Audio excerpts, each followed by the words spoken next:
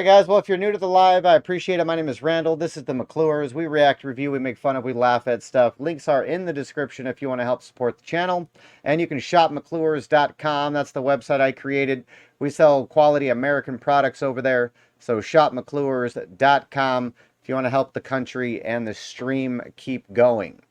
We're going to be checking out a story from Bongino Report via Washington Examiner. And this is the Soros family's impact on politics is about to get worse. That's obviously not news that we wanted to hear because that's not good. That is definitely not good.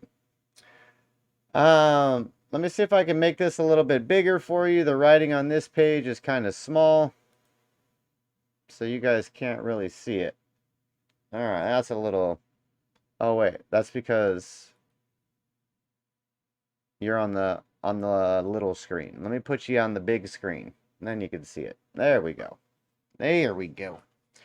All right, so George Soros is no longer in charge of his $25 billion empire. The Wall Street Journal reported over the weekend that he is handing control of the Open Society Foundations to his son, Alexander. What does that mean? It means the Soros family's impact on politics is about to get even worse.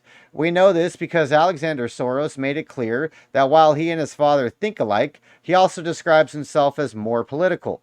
In practice, the younger Soros said he wants to expand their political activity into debates over voting, abortion, gender equity.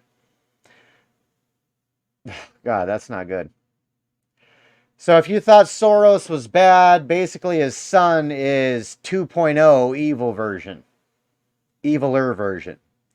This may seem mainstream enough, but digging a bit deeper into Alexander Soros' background and advocacy reveals he is not only more political than his father, but also more radical. In 2015, he launched the Bend the Arc Jewish Action PAC. Bend the Arc Jewish Action PAC. It's devoted solely to promoting progressive stances on domestic issues in the United States. I should note that, substantively, the organization has nothing to do with Judaism, of course. The reason Soros' involvement with Bend the Arc is relevant, though, is that a look at the website makes it clear it is not just a liberal group. Far left is a much better description. The front page of Bend the Arc's website: solidarity across race, faith, class, and gender is the only way to build power and dismantle the systems of oppression that harm and endanger our communities. We have to do it together. None of us will be free until all of us are free. That's some commie socialist shit right there, for sure. It goes on explaining we're investing in systems that keep our communities safe and divesting from systems that uphold white supremacy. Of course, they're not going to divulge what systems are upholding white supremacy because that's a made-up lie. But it sounds good in a quote, I guess. So under the subheading title, Build a New America, it writes, we're fighting for a joyful future we deserve. One where black liberation is realized and where all of us are safe and thriving, no matter what we look like or where we come from. Website also features a video series titled Your Safety is My Safety. And it highlights our visions of community safety beyond the limits of our fears. The idea seems to be derived from often used liberal phrase, safety through solidarity. It's been used as justification for a range of imprudent public safety policies, including arguing against armed guards at synagogues. People argued against having guards? Okay, makes sense. So this is the organization that Alexander Soros, the new leader of George Soros' multi-billion-dollar foundation, has spent much of his time working on over the past few years. It's not only explicit about his endorsement of the worst elements of liberal politics, but also about his view of the U.S. as a place with fundamentally corrupt institutions. Now, someone who fully understands and identifies with its mission is in charge of one of the largest nonprofit organizations on earth. So if you thought George Soros had a negative influence on politics, just wait until Alex takes charge. Okay, folks, so we might We might be in for quite the roller coaster ride for the upcoming election. If George Soros' kid is getting put in charge of the purse strings with his ideology, the foundation is going to spend more money than it ever has in history to make sure that Donald Trump does not get into office. Because we all know that George Soros wants a one world government.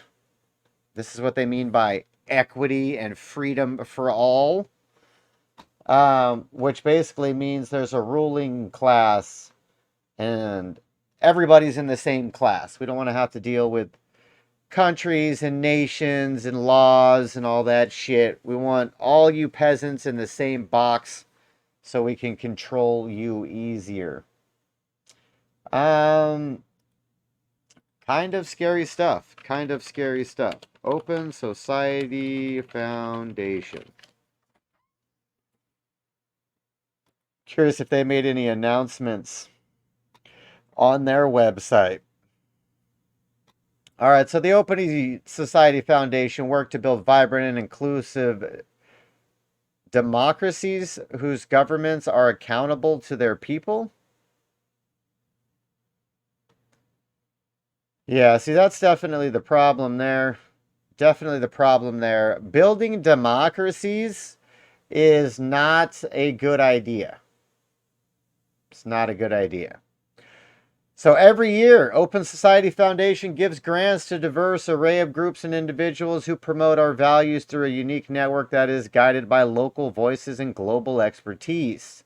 19.1 billion total expenditures, 1.5 billion for 2021, 50,000 plus total grants awarded. The Open Society Foundation are active in more than 120 countries around the world, using grant giving, research, advocacy, impact investment, and strategic litigation to support the growth of inclusive and vibrant democracies. Some of those things sound good. Grant giving, okay, hooking people up with money, nice. Research, info's good. Impact investments, okay, what is this going to do? What is this not going to do? Strategic litigation to support the growth of inclusive and vibrant democracies. That might be the crux of the issue, the last one there. Strategic litigation to support the growth of inclusive and vibrant democracies. Strategic litigation. That sentence is basically directed at America, even though they're in 120 countries doing the other stuff. The strategic litigation to support growth of inclusive and vibrant democracies is definitely what they're utilizing in America. So this is part of Soros's DA push to get radical district attorneys and municipalities across the country in order to let criminals out of jail and promote lawlessness. I think it's a hard concept for people to wrap around, that evil people do evil things that get people hurt for their own sick benefit. And like, the normal brain can't just rationalize, well, why would he want DAs to just let bad people out of jail? Nobody would do that. Nobody does that. If you want a country destroyed, you would do that. You would do that. George Soros is the founder of the Open Society Foundation. He has given away more than $32 billion of his personal fortune to fund the Open Society Foundation's work around the world. I wonder what they say when you go more about George Soros. I mean, he looks like a demon, bro. He just looks like a demon. In 1944, the year of the German occupation, was my formative experience. Instead of submitting to our fate, we resisted an evil force that was much stronger than we were, yet we prevailed. Wait, what?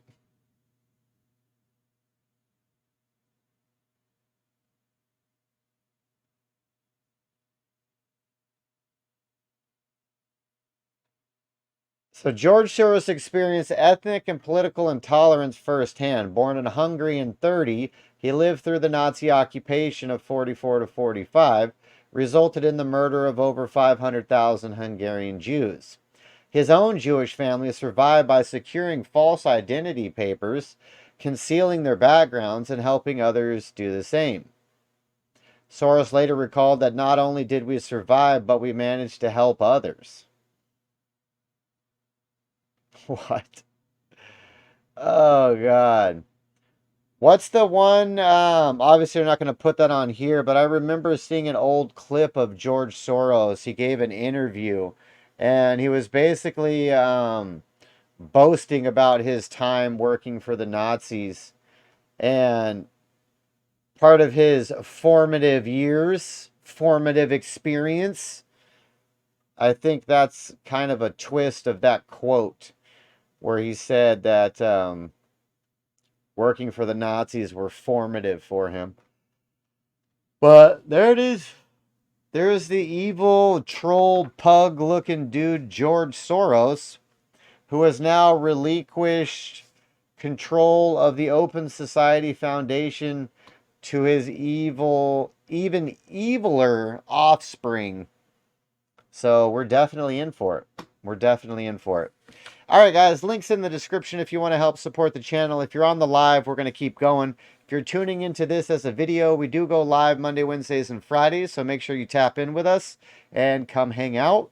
We might start going live more often. I've said that on the last few, and we are in the works on doing that, but I got things to juggle here as far as scheduling goes. So we're trying to work that out so we can get streaming more often and more regular.